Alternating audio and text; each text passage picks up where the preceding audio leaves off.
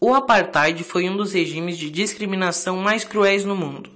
Ele aconteceu na África do Sul de 1948 até 1990 e durante todo esse tempo esteve ligado à política do país. A antiga Constituição sul-africana incluía artigos onde era clara a discriminação racial entre os cidadãos, mesmo os negros sendo a maioria na população. Nelson Mandela foi o grande líder que, quando se tornou presidente da África do Sul, conseguiu unir a população branca e negra. Então, a gente conhece o apartheid quase sempre como um regime totalitário africano, né? Principalmente da África do Sul, onde a gente tinha os direitos dos negros desde 48, embora já desde o século XVII, já tinha essa questão do apartheid, da separação racial entre negros e brancos. Mas em 48 começa realmente o regime oficial e dura até 90, né, na África do Sul, onde começa a ter as eleições e logo depois o primeiro presidente sul-africano negro eleito é o Mandela, né, que ficou 27 anos preso, porque era contrário a esse regime.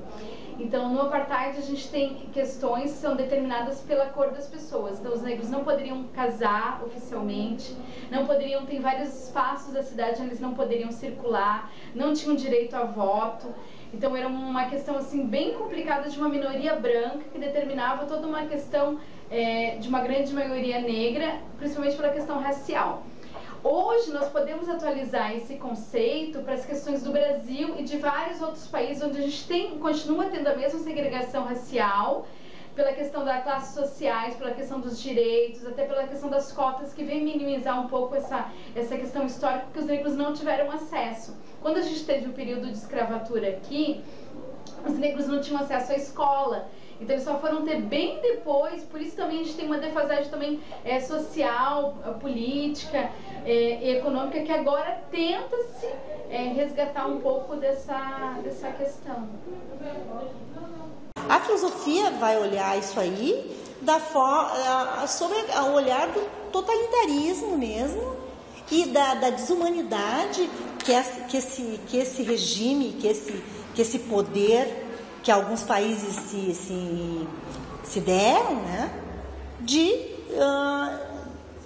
lidar com o outro com a menor displicência, com toda a desumanidade, sem reconhecer nenhum direito, nem mesmo os direitos naturais, principalmente os direitos naturais desse povo, né, que seria o direito à vida, à liberdade e às posses.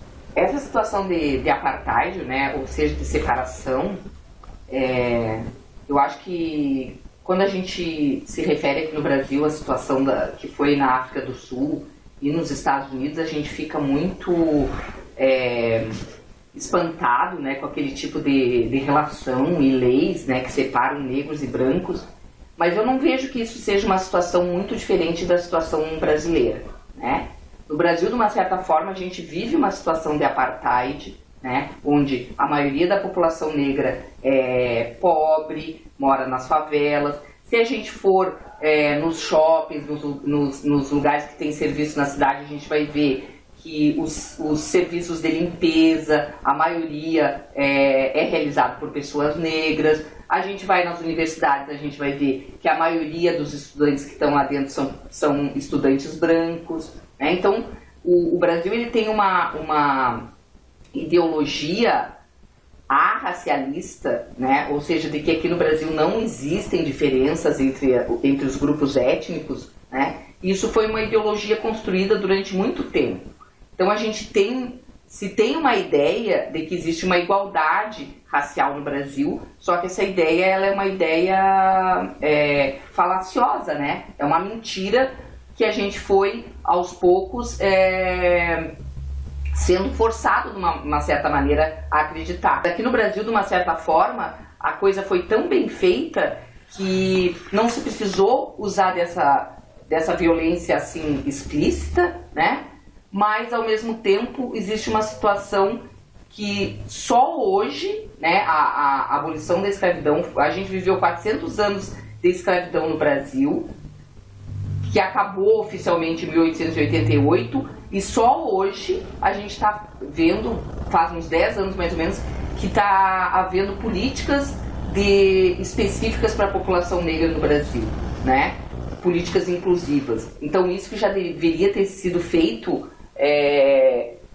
logo depois que teve a abolição da escravidão. Quantos alunos negros a gente tem aqui na escola? Quantos professores negros a gente tem? Quantos médicos negros vocês já viram? Advogados? Né? A gente vive essa situação aqui no Brasil. Né? A população negra e indígena no Brasil, ela está longe de ter uma equidade, uma igualdade em relação aos brancos. Né? Então eu acho que a gente olhar para as outras sociedades serve para a gente depois retornar e olhar para o nosso próprio umbigo. Tem um sociólogo brasileiro, Florestan Fernandes, ele é considerado o pai da sociologia no Brasil.